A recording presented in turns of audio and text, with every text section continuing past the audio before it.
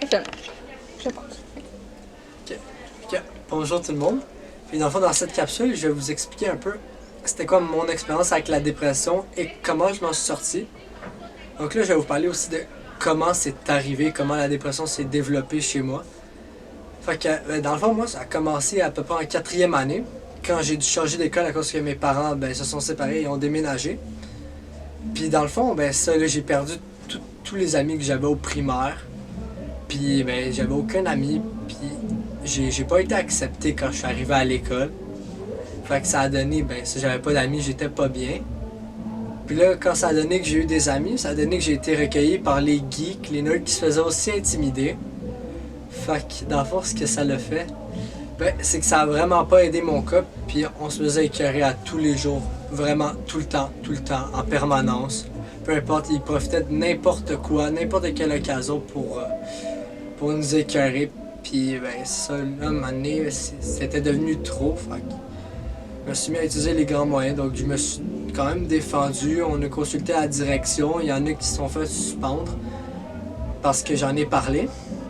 Mais ça l'a juste arrêté l'intimidation. Ça n'a pas vraiment tout calmé parce que, c'est ça, ça fait des blessures à long terme.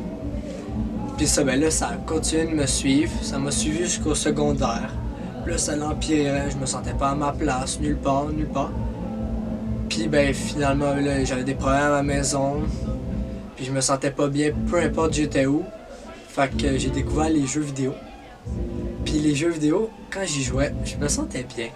Non mais vraiment, là, c'était mon échappatoire, I guess. Puis ça, rapidement, je suis devenu dépendant aux jeux vidéo. Et oui, c'est possible de devenir dépendant aux jeux vidéo, j'en suis la preuve. Puis vraiment, c'était une addiction autant qu'une addiction à la drogue ou à l'alcool ou à n'importe quoi. Puis quand j'arrêtais de jouer aux jeux vidéo, j'entrais en sevrage, fait qu'il y avait des crises de colère, tout ça. Mais c'était pas mieux de jouer aux jeux vidéo parce que j'avais plus d'interaction sociale. Puis je me sentais encore moins bien à l'extérieur. Puis c'était pas agréable du tout. Puis finalement, un jour, ma mère a réalisé que j'allais vraiment pas bien. Puis elle est venue me parler. Puis on a parlé pendant un bon 3 heures. Puis ça faisait du bien. Puis elle m'a parlé d'aller consulter un psychologue, un psychoéducateur. Puis je suis allé consulter un psychoéducateur parce que j'étais écœuré de vivre une vie de merde.